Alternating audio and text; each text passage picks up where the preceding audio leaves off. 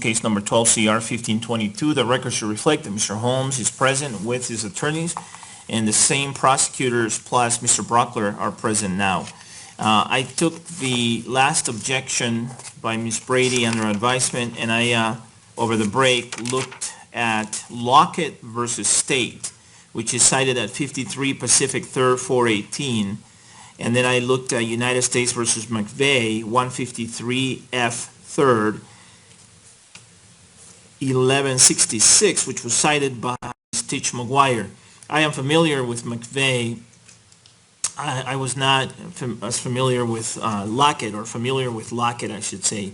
I didn't find any specific reference in McVeigh to the objection that was raised, which is with respect to any statements related to a victim's future plans. In Lockett, the court said,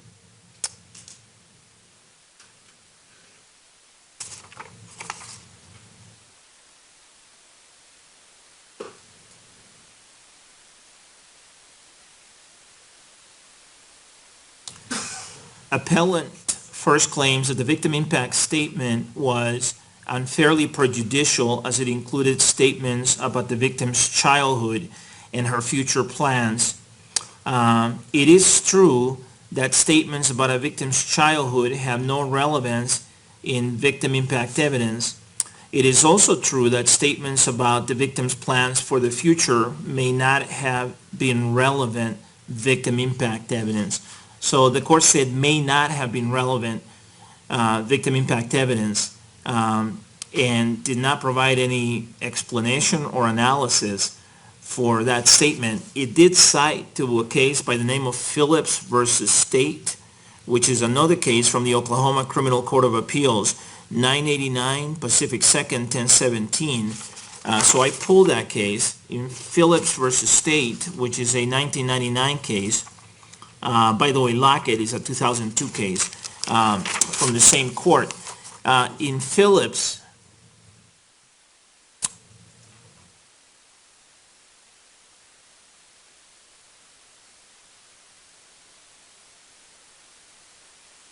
the court said as follows: while the witness's statements concerning her desires for her son's future were speculative and may not have been relevant victim impact evidence, their admission did not prevent the jury from fulfilling its function in the second stage of the trial. Again, there's not any analysis or explanation, but it seems like, at least in Phillips, it was the mother of the victim who was attempting to, or who did testify about her desires for her son's future, what she wanted for her son's future. I can see how that's not relevant, and I can see how that's inadmissible. I also can understand how speculative evidence is not proper victim impact evidence. So just having a witness, for example, say, well, I heard him once say that he wanted to be XYZ, I think that's speculative and it is irrelevant. On the other hand, if one of the victims had on more than one occasion indicated something about what he or she wanted to be in the future, and actually taken steps toward that future, toward that goal, for example, by enrolling in school, or by doing specific type of work, or by getting specific type of training. If a victim had future plans, concrete future plans, and they had taken steps toward those plans or in relation to those plans, then I think that is admissible victim impact evidence, because it goes to the individual characteristics of the victim, who the victim was, as well as the loss to society or to the community, which is what Payne talks about. So that's the difference I draw. So it depends on the situation. It's not appropriate to have someone speculate. It's not appropriate to have someone say what he or she wanted for the victim in the future. It's not appropriate to introduce evidence of what a victim wanted to do in the future if there were not concrete plans and this was a statement that had been made in passing or something along those lines. But if the victim had concrete plans and had taken steps toward those concrete plans, then I think that is appropriate victim impact evidence. So the objection for now is overruled in part and sustained in part, and it'll just depend on the evidence that is introduced. Are the parties ready for the jury? One of our jurors was just making her way into the courtroom into the courthouse when I took the bench, so they should be about ready now. Are the people ready for the jury? Yes, Your Honor. All right, is the defense ready?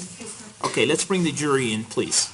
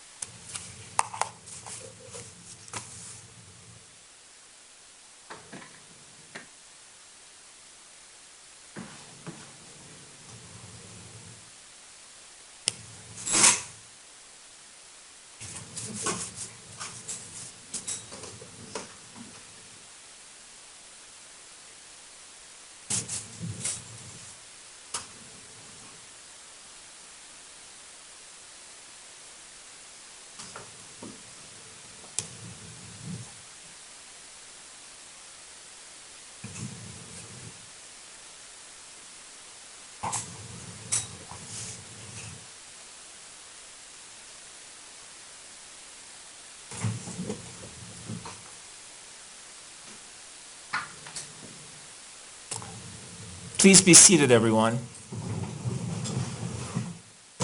The record should reflect that the jury is now present in the courtroom. Good morning, everyone. How's everybody doing? Okay, you got to sleep in today. I hope that helps. Thanks for coming back today. I appreciate that. As you know, the next step in the proceedings is phase 3 of the sentencing hearing. And so the first thing I'm going to do is read to you some introductory instructions. And so I'm going to have my staff distribute a copy of the introductory instructions to each of you at this time and ask each of you to follow along as I read them to you here in court.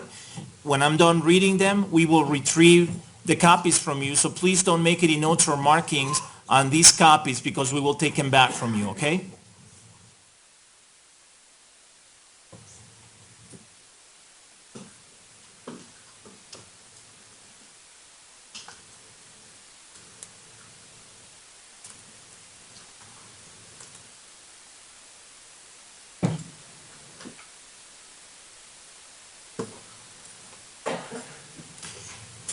Thank you, Ms. Curlings. Does everyone have a copy? You're missing one? Oh, okay. Does everyone have a copy now? Great. Everyone's nodding their head yes and saying yes. All right. Phase 3, introductory instruction number 1. Members of the jury, it now becomes your duty to determine the appropriate punishment or sentence to be imposed on the defendant for each crime of murder in the first degree.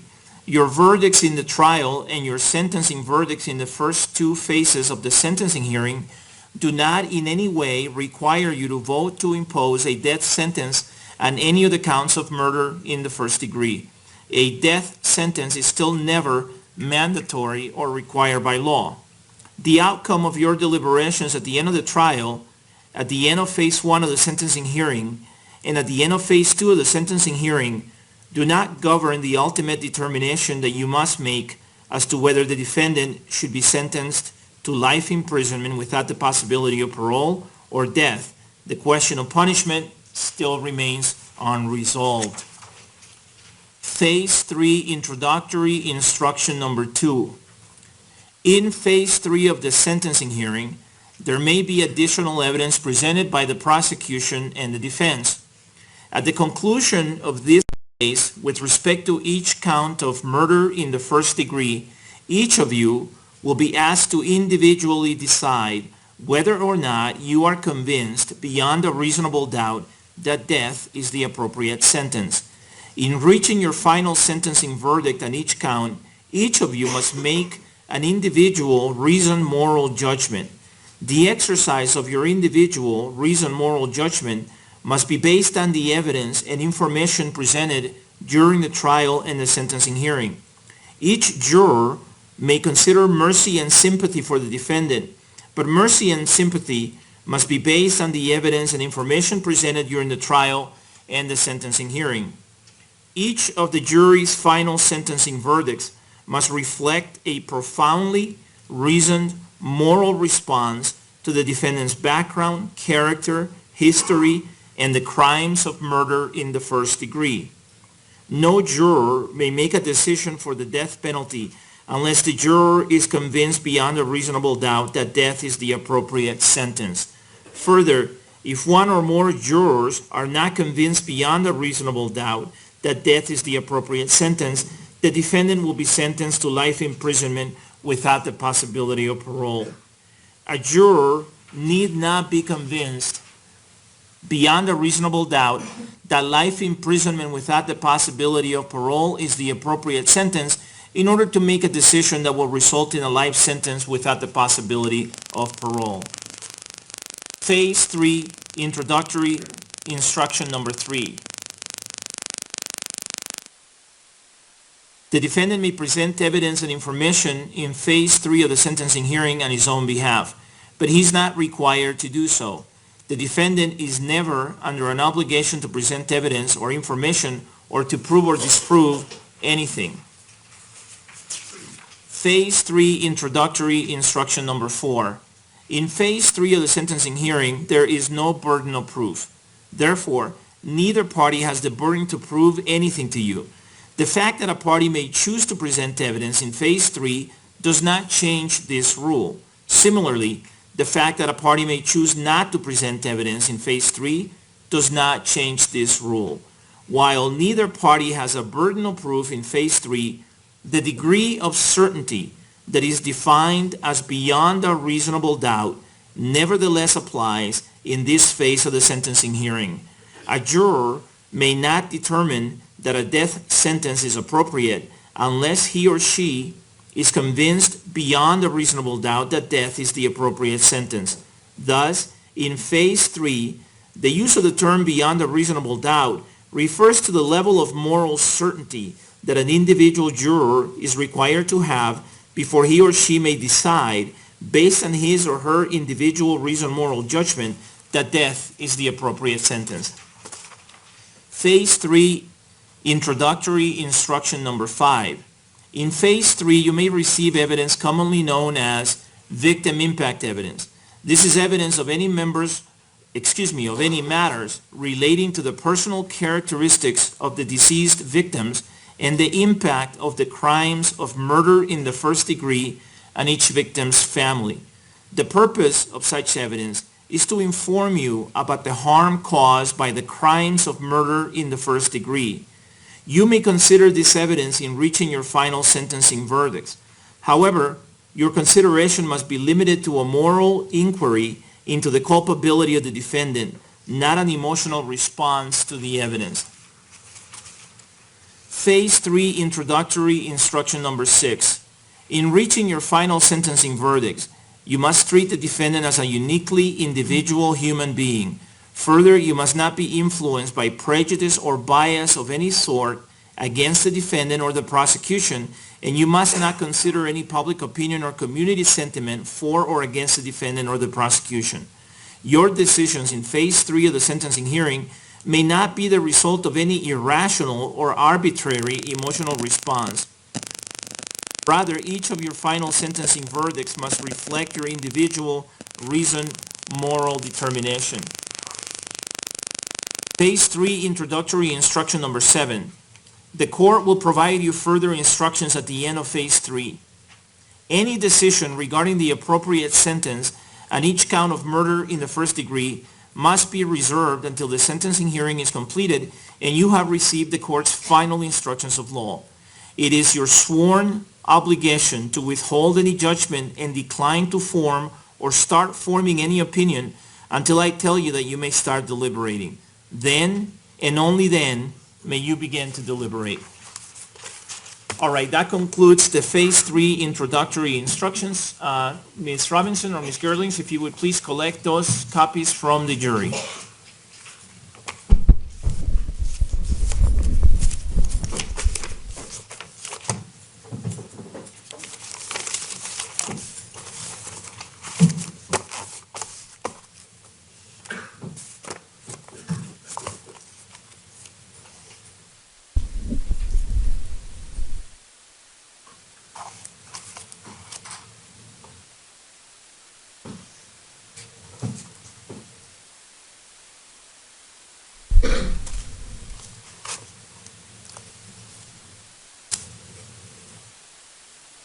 Do we have them all, Ms. Gerlings? Yes, great. All right. The prosecution may call its first witness if it has any evidence to present. May we present an opening statement, Your Honor? Would counsel approach, please?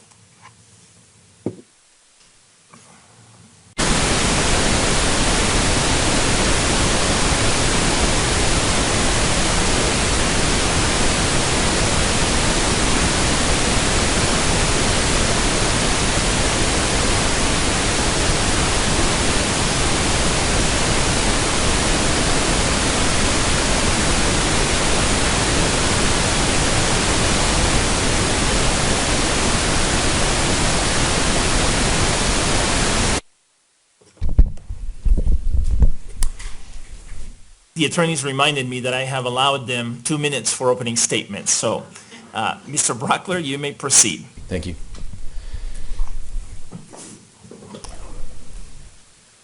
A father, a daughter,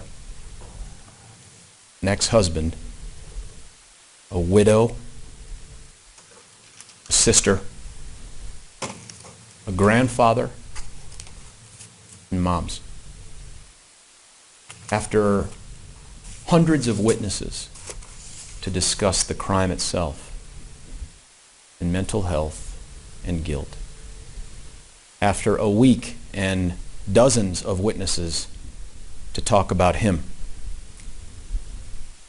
you will now finally get to hear from a handful of people with a handful of stories and a handful of pictures and videos from right here to give you a glimpse as to who those people are in the pictures, the ones he shot to death. And you'll get just the faintest of whiffs of the impact on those that are left behind.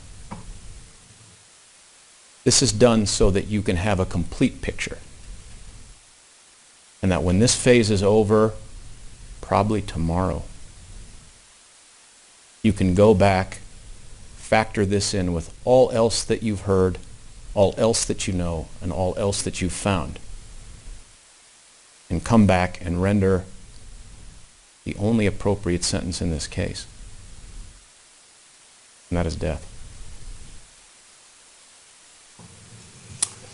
Thank you, Ms. Higgs.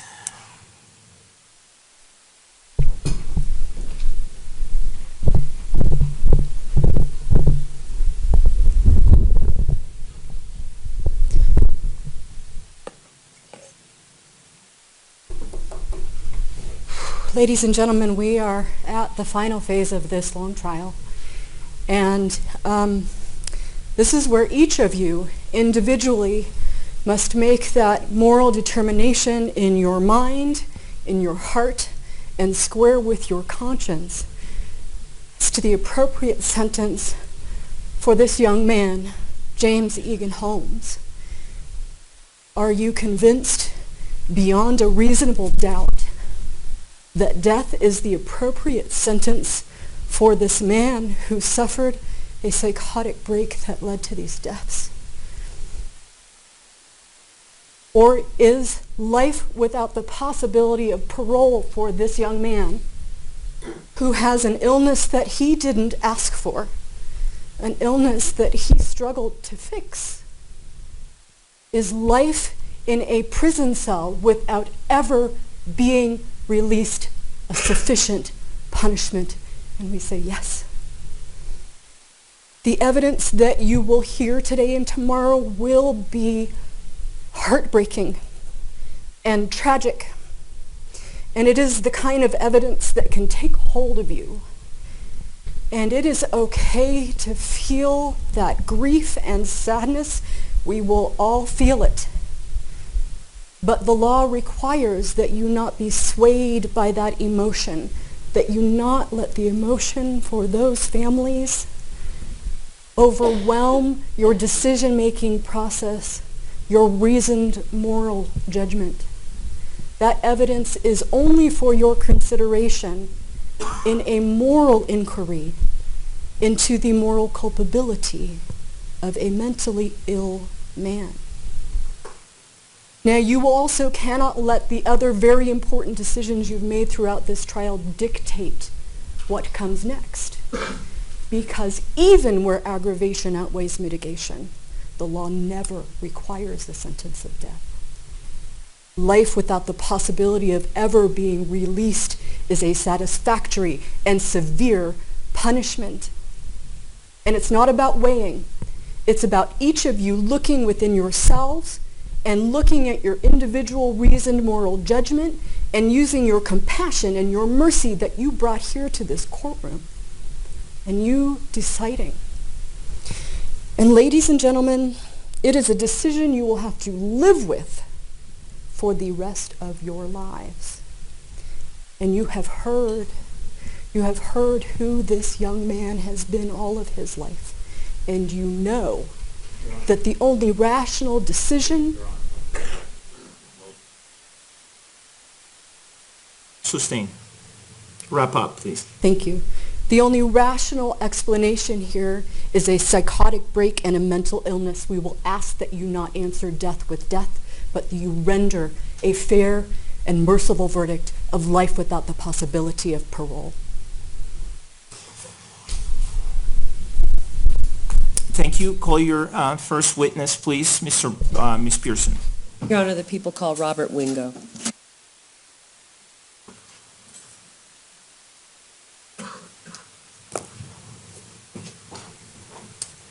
Good morning. Could I have you raise your right hand for me, please, so that I can administer an oath? Do you solemnly swear or affirm, under penalty of law, that the testimony you're about to give will be the truth, the whole truth, and nothing but the truth? Okay, please be seated. Could you please tell us your full name for the record and spell your first, middle, and last names? Robert O'Neill Wingo Jr. It's Robert O''Neall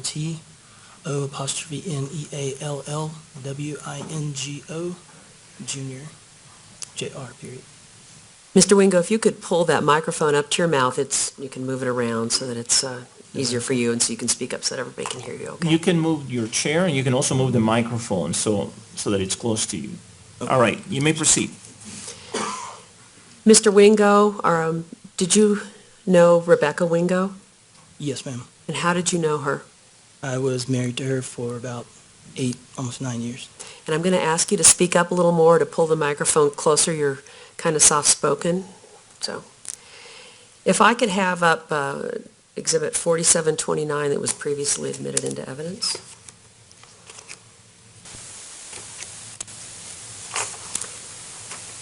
Do you know the person that's in this photograph? Yes, that's Rebecca. That's Rebecca. Thank you. You can take it down. Could you tell us how you first met Rebecca Wingo? I met Rebecca in about 1998. We were in Monterey, California. We were both in the Air Force at the time at the Defense Language Institute. She was a Mandarin Chinese linguist, and we specifically were in the chow hall, and she just jumped out of line and kind of gave me the eyes and said, "Hey." I'm going to ask you still to speak up a little more. I think it's very difficult to hear you. So you were both at the Defense Language Institute in California, and were you also learning a language at that time? Yes, ma'am. I was a Serbian-Croatian linguist. So she approached you first? Yes, ma'am. What about her was attractive to you? What was she like? The energy about her, she had a huge smile. She was fearless and wild, yet cultured and intelligent. And that juxtaposition of things was quite intriguing to me. Did she end up doing work involving learning Chinese? She did. She worked for a time in a number of sites, from Kenya to here, Buckley, and also in Texas, and a small time again in Monterey. What did she do with the Chinese language that she learned in the Air Force? I think the byline is to translate target language. Was she good at her job? She was good at her job, and she made it look pretty effortless. So you met her in the late 90s in Monterey, California. When did you get married? It was in 1999 here in Colorado. Now, after you'd been in California, were you both stationed together when you were married somewhere else? After I had gotten out, we went to Oahu. She was stationed at Hickam but worked at Kenia, and we were there for a number of years. In Hawaii? Yes, ma'am. Did you have children together? 2 children. Jalen, she's now 12, and Jewel, she's 8 years old now. 2 girls? Yes, ma'am, that's correct. When was Jalen born? 9/24/2002, and Jewel is 3/22/2007. What grades are your kids in now? We'll be going into the 8th grade and 3rd grade. Your Honor, may I approach the witness? You may. I'm going to approach you with a photograph that's marked as Exhibit 4728.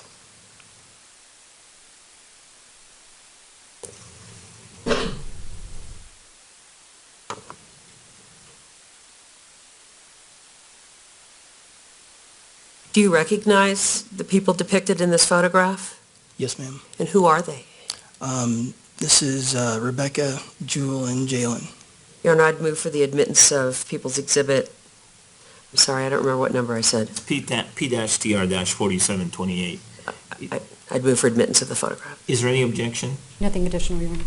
All right, based on my prior record, it is admitted and it may be published. If I could have it up, please.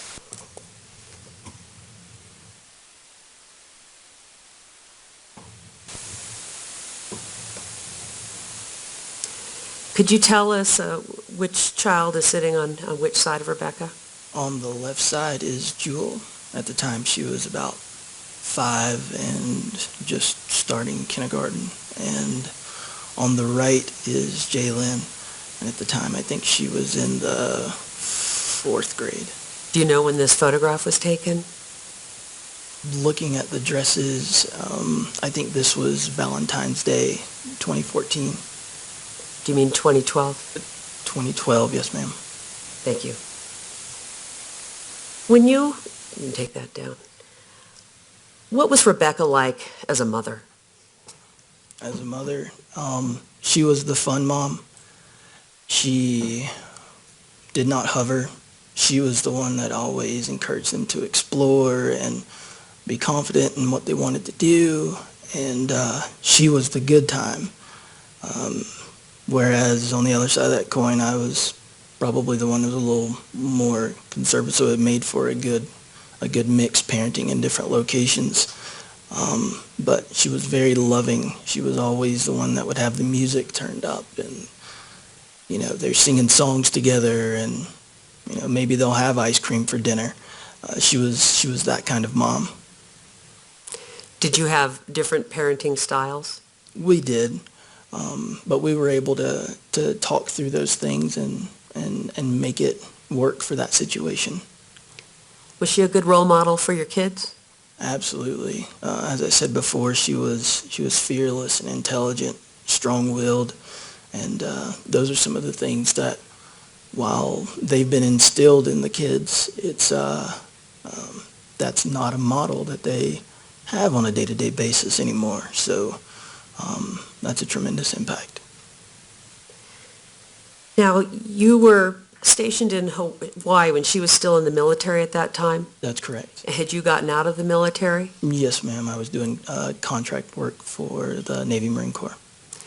Who do you work for now? I work for Department of Homeland Security, specifically Citizenship and Immigration Service. At some point, did you both move back to Colorado? Yes, after we had decided we were going to separate and divorce, we picked Colorado because we had previously been here. She had a short tour here before Hawaii, and it was a central location to Colorado, North Carolina, and Texas, which are the locations where our respective families were based. Did you live near each other? About 3 or 4 miles away, we were flanking the schools so that when we would split the front half and the back half of the week, logistically things would work out.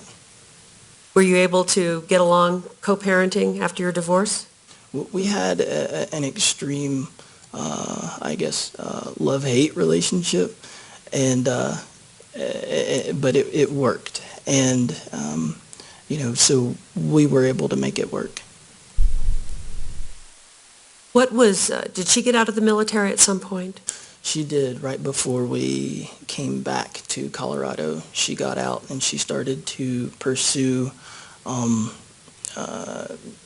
obviously finishing her degree, ultimately concrete finite plans, working towards being a social worker or working in that field, and all of the activities associated with that, including volunteering, other things that she would do with the girls, finding food banks, things with her church, things that were beneficial to the community, and examples for how and what the girls should do. What was she doing for work in July of 2012? At that time, she was working for Shriver Medical. I'm not sure of the specific activities, but I think it was an admin type position while she was in school. Now, you said that you had a front end and back end of the week in terms of how you split up time with your kids? Yes, ma'am, that's correct. So when did she have the kids and when did you have the kids? So she was on the front end of the week, meaning that Wednesday she would take them to school. I would pick them up on Wednesday, and then the weekends would alternate. So that basically resulted in the 50-50 time, and we would adjust as needed if there were issues that came up. At the time of the shooting, did you have the children then? I did. How did you learn about what had happened at the theater? When news first struck, I received a call or a text from an old friend indicating that their older child had been at a different theater but had heard about a shooting that had taken place. As news started to roll in, and I had a Facebook account at the time, people started to inquire because they knew we were in Colorado, and again, specifically Aurora. When additional details came out that it was the Century 16, I was at that time a bit relieved because I had known that she was going, but I had never known her to go to that theater very often. Although I knew her and a friend were going to be going. So I had posted at the time that, the girls and I were okay, and I was not too concerned with Rebecca at that point because I figured it wasn't the case, but I could not get confirmation of that. Did you later learn that she was in fact at the theater? Indeed. At the time, my ex-girlfriend and I were at a Walmart, and received a call from Rebecca's mother, frantic, indicating that she thought Rebecca had been hurt, and she couldn't find her, and which was uncharacteristic of her to call in that way. And at that time, still, I thought that maybe she just had a night and the phone died, and so we started looking. As events carried on, obviously things did not pan out, but logistically, my best friend had gone to, because the children had gone to school, I had taken them. He went to pick them up, and during that interim, my ex-girlfriend and I were searching everywhere, calling everywhere. We had gone to the high school, and slowly but surely, all of the families started to gather in the area, and we were given not good news, but not specific news. But it started to look really bad at that point, and that's when they released us. We went back home, and my best friend, my ex-girlfriend, and I sat the girls down because he had taken them to a jumping facility to have fun, just a little fun time. They thought it was interesting that Mr. Jose had come pick them up and they would have fun. And that's where I let them know that that Mom had died that day.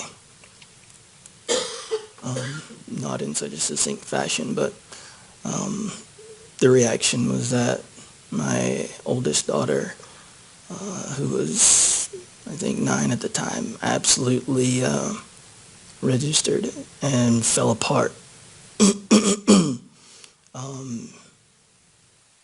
The news hit her very hard. My youngest daughter did not quite understand what was really happening, and which in itself had its own gravity. So that's the short story. What has it been like for your daughters to have lost their mother? It's a huge impact, obviously. There is no more of that other half of the week. There's no more of the fun time with Mom, the infectious spirit, the type of strong female that she was, that she showed them by example. That's gone. But more intimately, the relationship with a mother is our first one. And to have it torn in that kind of fashion is obviously particularly impacting. Since then, they've obviously gotten older. My younger daughter has a greater faculty in terms of expressing herself and understanding the dynamics of the situation, and so that presents problems in new ways, and we've had to adjust for that. My older daughter is a preteen, and along with that comes the typical stresses. They had kind of a triad of things because of the situation. Their mother died, their grandmother moved away. My long-term... Your Honor, we'd object under 403. Sustained. Ask your next question, please. For you, having had to become a single parent, how did this impact you? How did her death impact your life?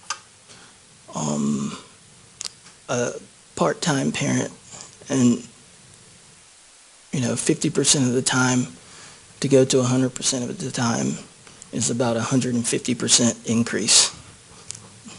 That is obviously comical math, but that's very much what it's been. It's been very difficult, but there's been lots of support. There's you have to put a weight. Let me just get some water. Sure.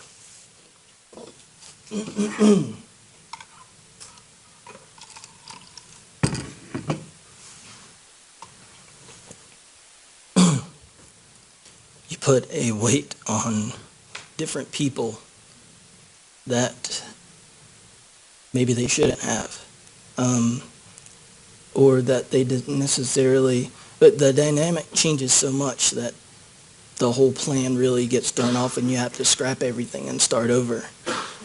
So in terms of friends, family, support system, it's a lot of stress. It's a lot of new roles thrust upon everyone, but particularly for the girls, it's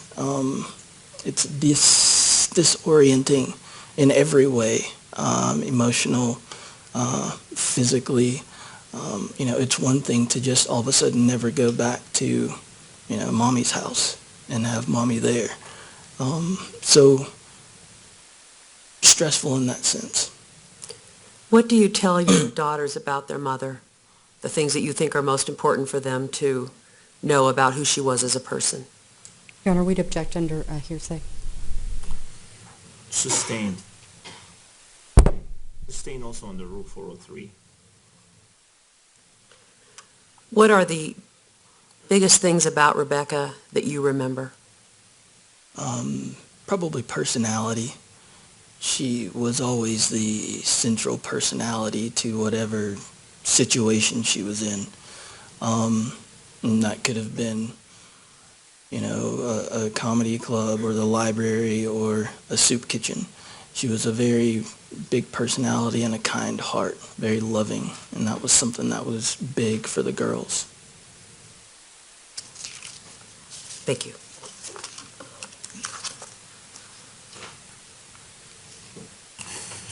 Do you have any cross-examination? No, sir, I don't. All right, and the jury does not appear to have any questions for this witness.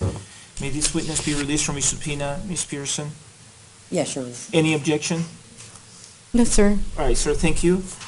Call your next witness, please, Mr. Orman. Your Honor, if I may, we have another red light on the mic. Oh, okay. Do we have any bad news?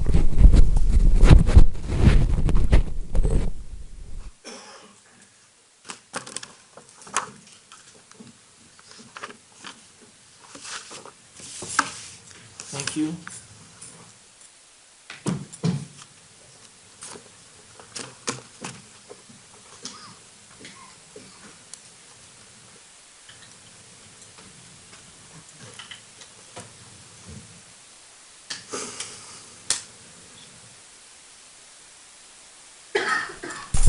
Mr. Orman, go ahead. Tom Sullivan, Your Honor.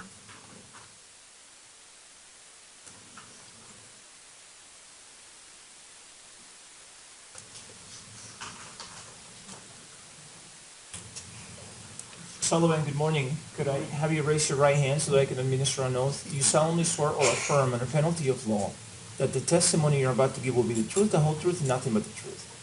Okay, please be seated.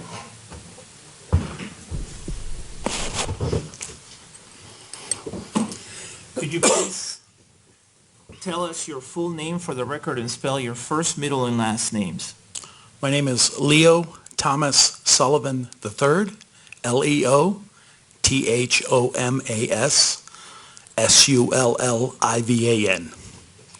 Mr. Orman, you may proceed with your direct examination. Thank you, Your Honor. Sir, what name do you go by? Tom, Your middle name? yes. You were the father of one of the homicide victims in this case. Can you tell the ladies and gentlemen of the jury which one that was? I'm the father of Alex Sullivan. Can we please put up previously admitted exhibit 4678, ma'am?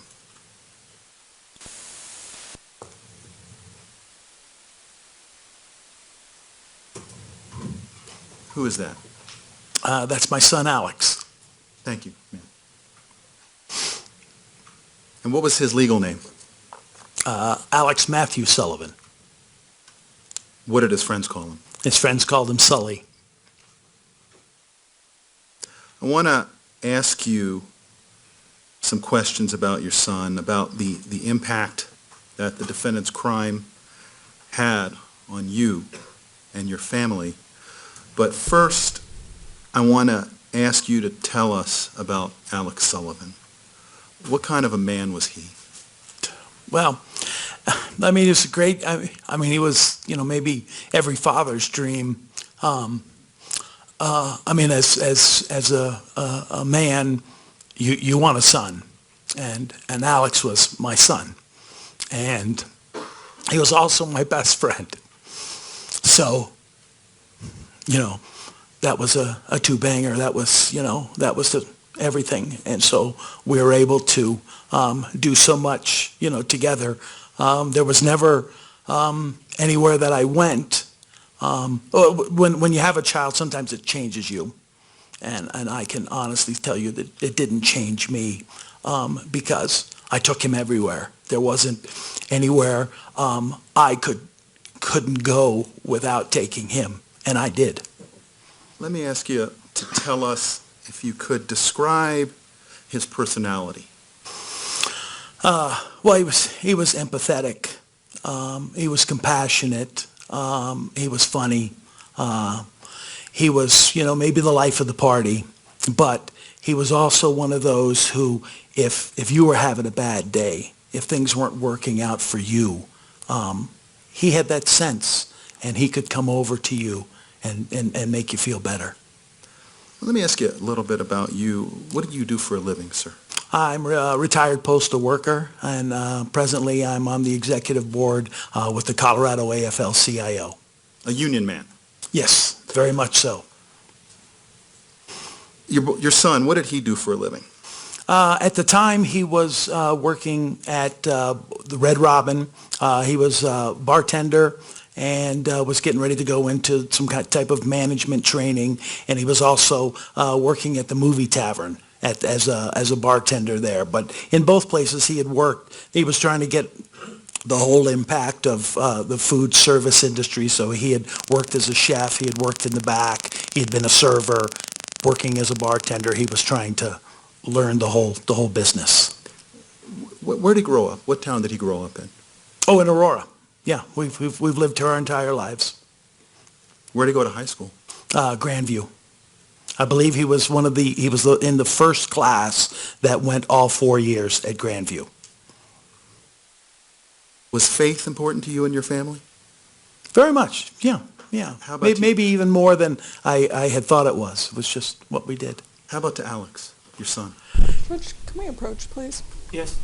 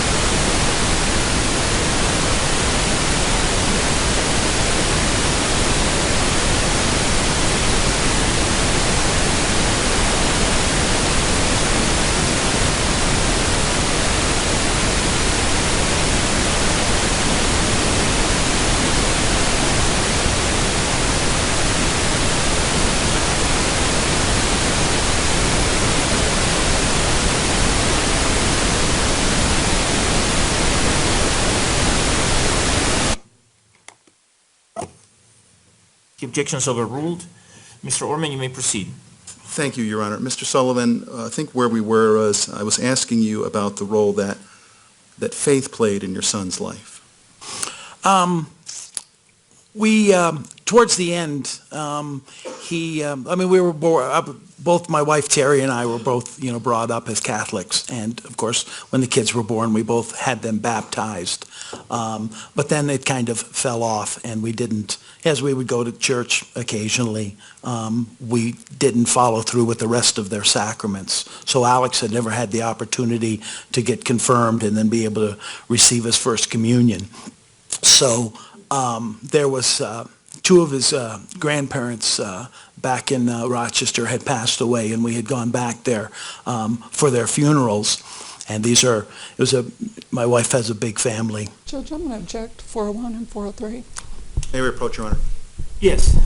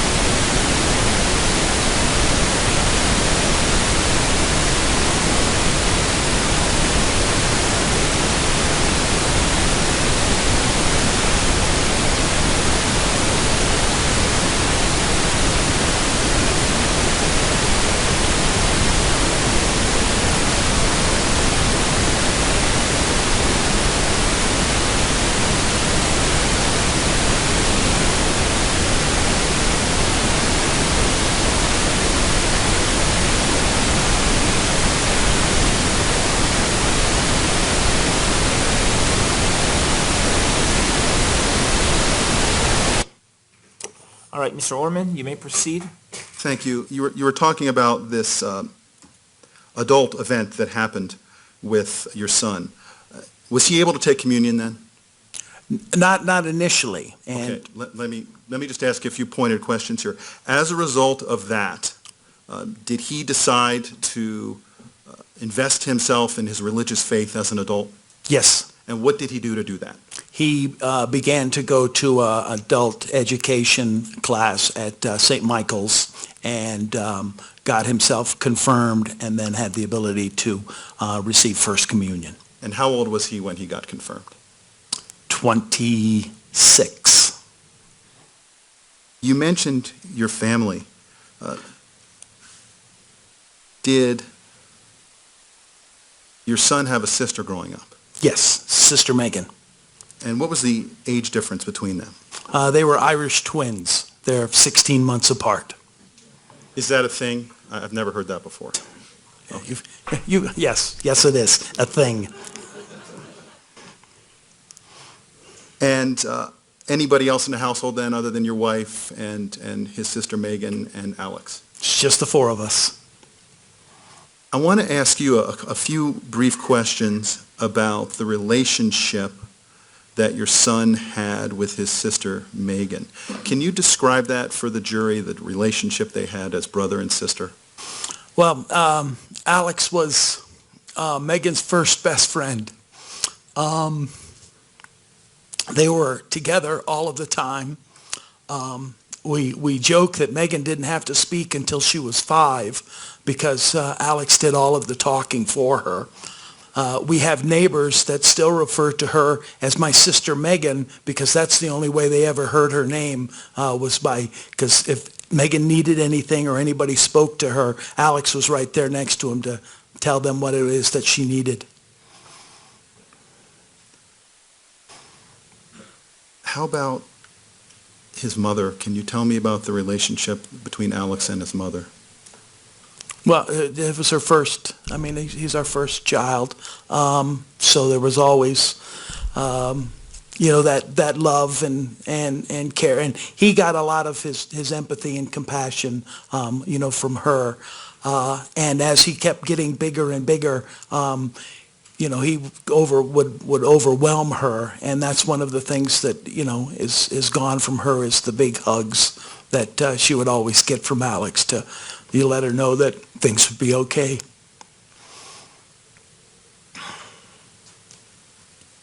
Your Honor, may I approach the witness with 3 marked exhibits would have been marked for identification as People's Exhibit 4675, 4676, and 4677. Yes.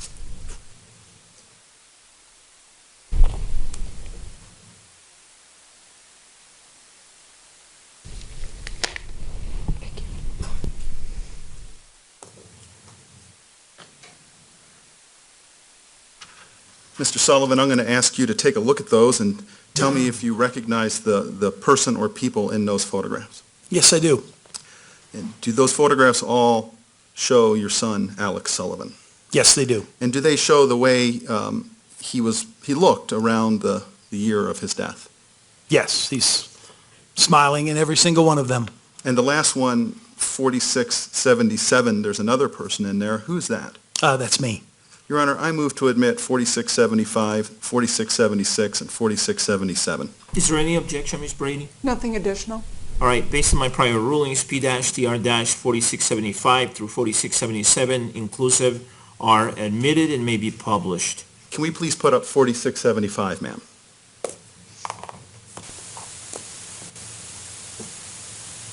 It looks like maybe it was taken on a golf course. Did your son play golf? He had worked at a golf course for a while, but that's very possible, yeah. And 4676?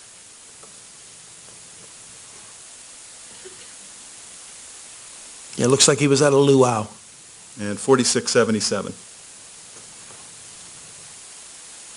That's a birthday picture of us getting together. I don't believe that's an alcoholic beverage. Okay. Thank you. You can take that down, ma'am. I want to talk to you about your relationship with your son. And you talked about how close you were with him, but actually, let me switch. Before I get to that,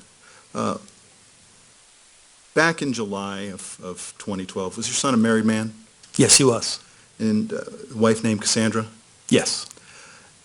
Did you have an opportunity over the years to see them together? Yes. And what kind of husband was he to her? He was a very good husband, protective, providing. I want to now ask about your relationship with your son. Were travel and shared activities between you and your son Alex important to you? Very much. Can you give us some examples of where you traveled together with him? We went on road trips all the time. We went to two Final Fours. The first one was in Indianapolis, and the second one was in Atlanta. We went to the Rose Bowl to see Notre Dame play UCLA, so we drove from here to the coast for that. We used to go to California every Labor Day weekend to do a sports card memorabilia show with my brother Mike. And so we would do that. It was generally him and I, and then we'd go to ball games and different things like that. And going to Grandma and Grandpa's, running back and forth from there, and also seeing some basketball games. And then in the later years, he got to go, on our Vegas trips. Vegas trips. Can you tell me about those Vegas trips? It was 1994. I'm going to object 401 and 403. Will counsel please approach for a moment?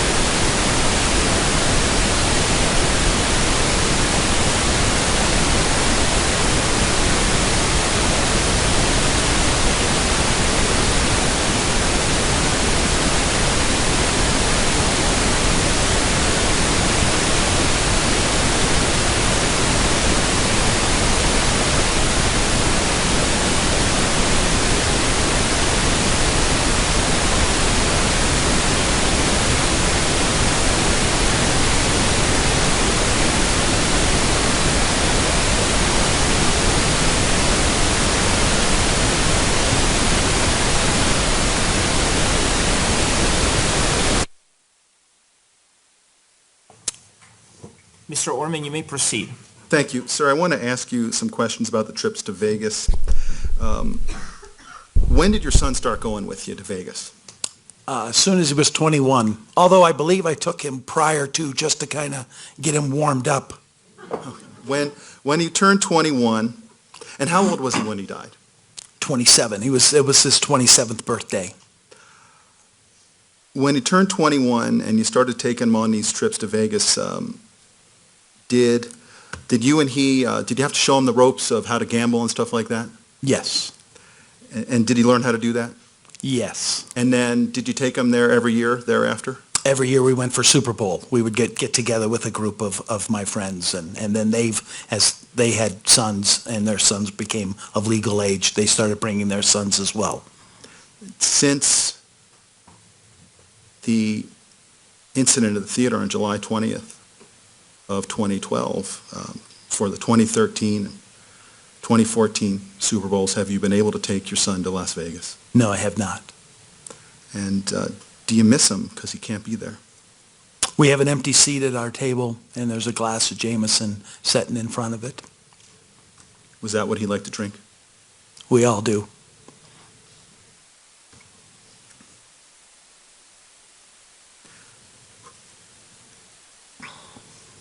Was there anywhere in particular that you and your son had talked about going together that meant a lot to you that you can't do now? We had always talked about going to Ireland. Sullivan, is that a Welsh name? It's Irish.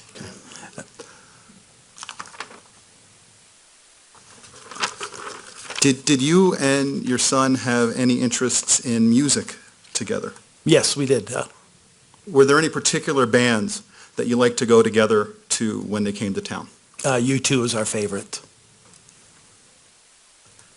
When you would go to U2 concerts with your son, was there any special moments that you can remember from those concerts that relate to you and your son, Alex?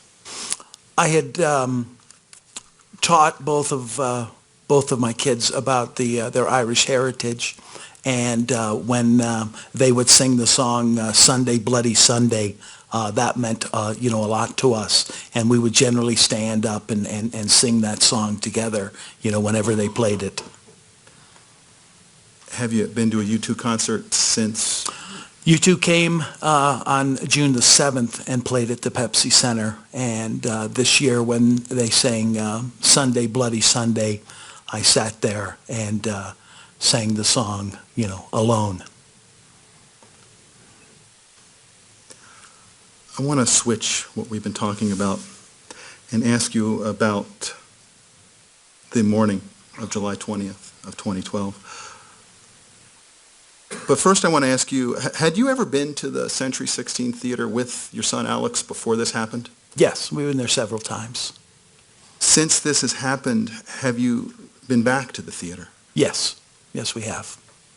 Do you do anything to commemorate your son when you go?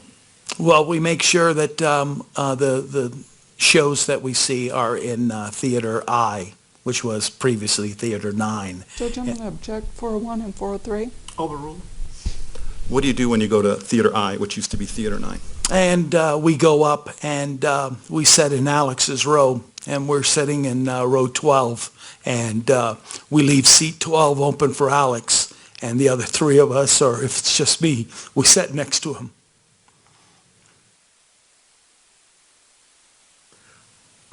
I want to go back to when you're working at the post office. I want to go back to the early morning of July 20th of 2012. What post office were you working at? I work at the time I was at the Altura Post Office, which is at the corner of Colfax and Chambers. What did you do for the post office? At that point, I was the opening clerk. I was the through parcels. What was your shift? 4 a.m. to 12:30. Do you remember what time you got up in the morning on July 20th? My alarm has been set for 2:40 a.m. For up to that time, probably the previous 7 years. So 2:40 a.m. is when I wake up. Before you left the house to go to work, did you get any news about the incident at the theater? My normal routine would be to get up, get showered, changed, come downstairs, make coffee, get my lunch together, have something to eat, and then I would turn on the TV, generally on SportsCenter, to get the scores, because I'd been asleep since 7 o'clock, so I didn't know how anything ended up. But that day, we had been watching, apparently, a news program, and when I turned the TV on, the lights were flashing, and they were out in front of the Century 16 Theater. Now, had you known that your son had gone to the movies that night? I had an inkling that he was going. He certainly would have gone, but I had no idea what theater he was going to. Did you do anything at that point to try to contact your son, Alex? Well, I initially watched some of the report, and then his mom was upstairs sleeping, So I didn't want to wake her to tell her about it, so I called Alex. And his phone rang, and then I got his voicemail. And I then said, there's been a shooting. I just want to make sure you're okay. I assume you're on some kind of a sleep mode here. When you get this, give me a call so I can tell your mom. And then I wished him happy birthday. Do you remember when one of the officers testified about the cell phones going off when he was in the theater? Yes. Based on what you know, would one of those calls have been you? Yeah, that was me every half hour from 3:15 until probably 6:30 when I got the message from my wife, Terry. Now, what time did you got to work that day? I started at 4.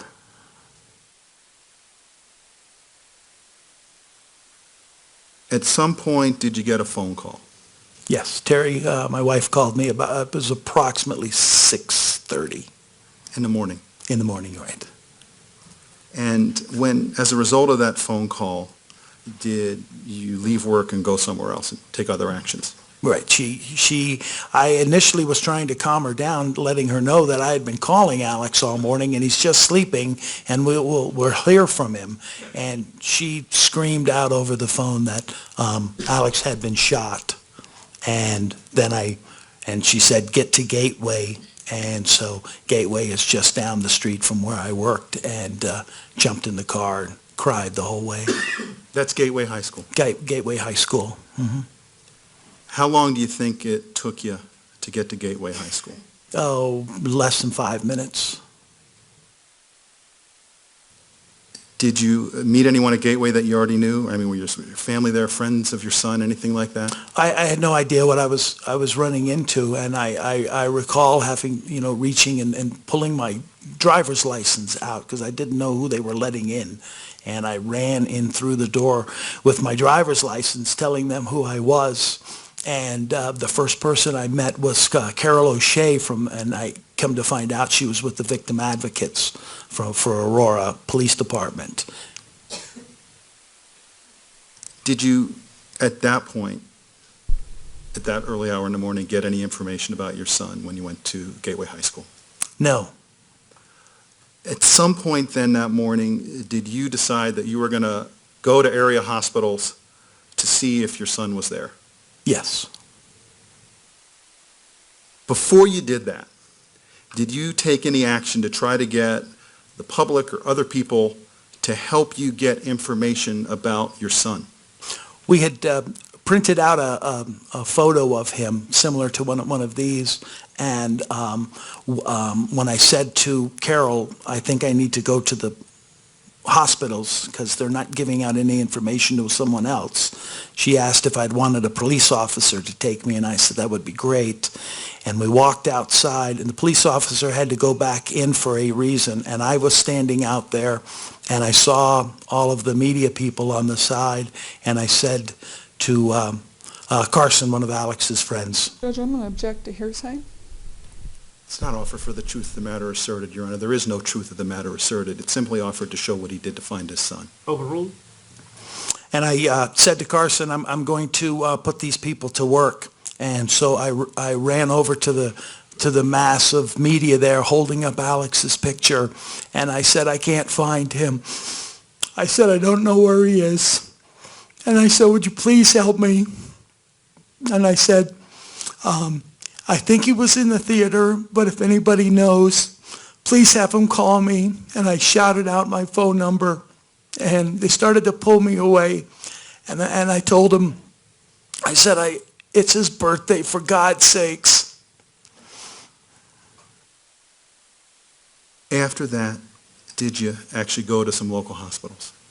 We went to 2 different hospitals. Which ones did you go to? We went to Aurora South, and then while we were on our way to university, we were directed to go to Swedish, and that's where I went last. In Swedish, that's in Inglewood? Yes, yes. What time do you think you got to Swedish? Judge, can we approach, please? Yes.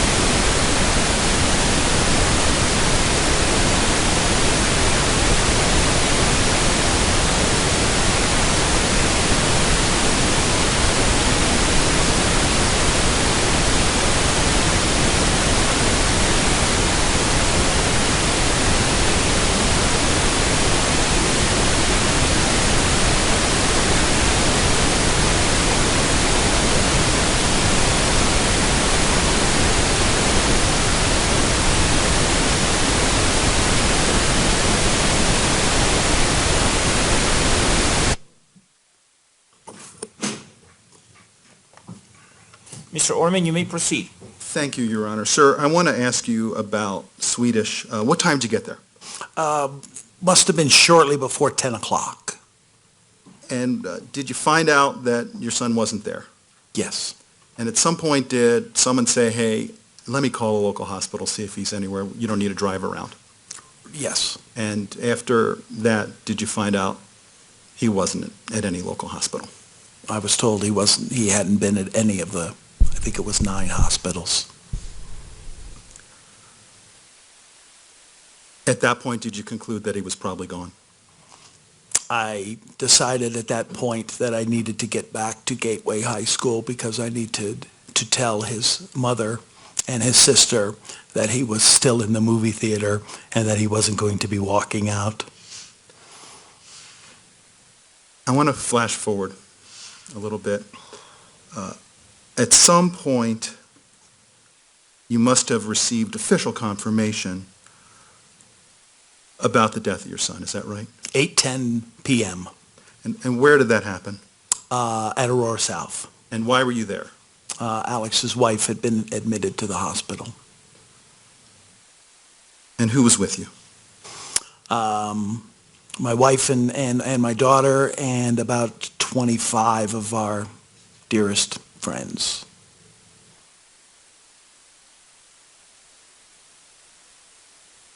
Did you and your son have any sort of particular inside way that you would say goodbye to each other?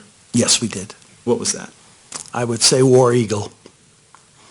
Is that associated with the Auburn University football team? Yes, it is. Did you go to Auburn? No, I did not. How'd you get that? I was watching obviously an Auburn football game one day, and there's apparently a code word that you have to use in the state of Alabama to move around because there's apparently another school in the state of Alabama that also plays football. And so you say War Eagle, and if the person says War Eagle back to you, then you're able, to move on. Did you adopt that with your son? Yes, I did. I want to go to July 21st, the day after. Did you think it was important to see your son that day? Yes. And did you do that? Yes, I did. Did that happen at the coroner's office? Yes. When you saw him at the coroner's office, did you say anything to him? Well, I was taken into the room to see him, and I let him know that I was okay and that we were all right, and that I would go back to tell his sister and his mom that they would get to see the same Alex they had seen before. And as I walked out the door, I turned back to him and said, War Eagle.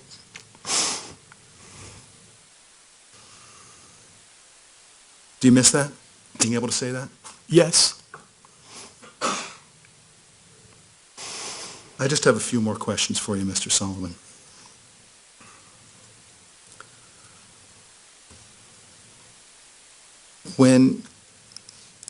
After your son died, was there a viewing for him? Yes, at the Horan and McConty there on Dartmouth and Parker.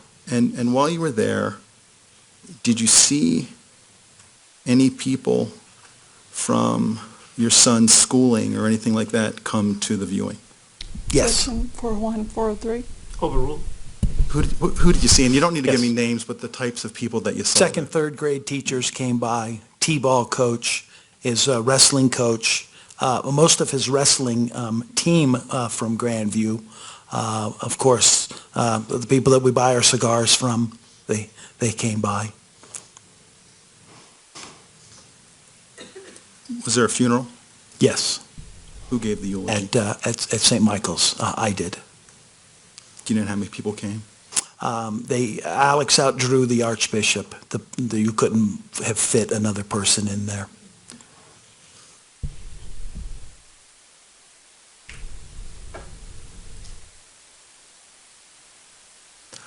You talked a little bit before about the relationship between your son, Alex Sullivan, and his sister, Megan. What impact has the crime had on Megan? And Well- I'm not going to say Megan Sullivan because I'm not sure of her last name now. So what is her last name now? It's hyphened now, Sullivan Jenks, because Alex was the last of the line of Sullivans from mine, and so we got the approval from the other side that they could hyphen it, so the Sullivan name will still live on. What has been the impact on Megan for this crime? Well, she had a wedding on just Saturday, and her brother wasn't there. She had always planned for her brother to be with her through all of the important days of her life, and he wasn't there. How about the impact on your son's, Alex's mom? What has the impact been on her? Well, Terry and I she's been my girlfriend since I was 12 years old, so we've been together for a really long time. And in the past 3 years, we've had conversations that I couldn't even fathom, having had before. And we're much more watchful of each other. There's too many of those where you just look at one another and, what? And that's how you communicate. How about you? I mean, you've talked about not being able to go to Las Vegas or do singing Sunday Bloody Sunday at a U2 concert, but the personal impact on you. What personal impact has this had on you? Well, I think I'm one of those guys, one of those who has that Peter Pan syndrome, one of the guys who never wants to grow up. And Terry kind of got tired of it, but then Alex came along, so I had somebody new to do that. So as we, grew older, we never had to grow up. But on the morning that he was murdered, I was forced then to have to grow up. And so from this point on, all I'm doing is getting older. Thank you, Mr. Sullivan. Ms. Brady, do you have any cross-examination for Mr. Sullivan? No, sir. And the jury does not appear to have any questions. May Mr. Sullivan be released from his subpoena? Yes, Your Honor. Any objection? No, sir. All right, Mr. Sullivan, thank you. Thank you. Would counsel approach, please, Mr. Brockler and Ms. Brady for just a moment?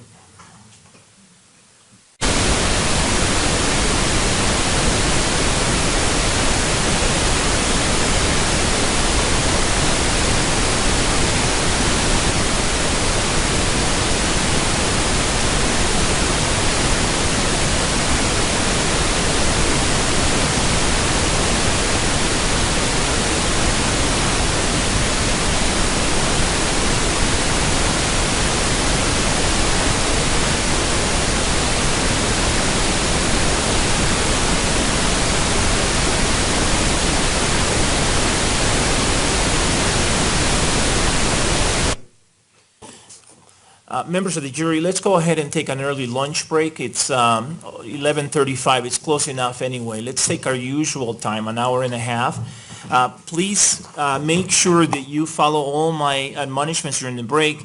And members of the jury, before your break, I want to remind you that you may not be swayed by emotion. Your decisions in this sentencing hearing may not be the result of any irrational or arbitrary emotional response. Rather, each of your final sentencing verdicts must reflect your individual reasoned moral judgment. Does everyone understand that? And everyone's nodding their head and saying yes. All right. Have a good lunch. I'll see you back here in an hour and a half. Thank you.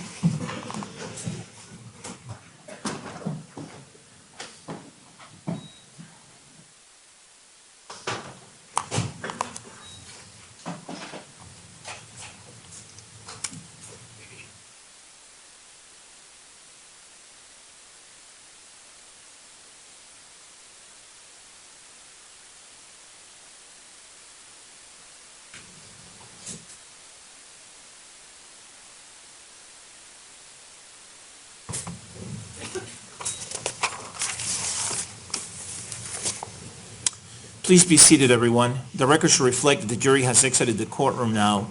Is there anything that we need to talk about at this time outside the presence of the jury? On behalf of the prosecution, Mr. Brockler? No, sir, thank you. On behalf of the defense, Ms. Brady? All right, enjoy your lunch. I'll see you back here in an hour and a half. Thank you. The court will be in recess.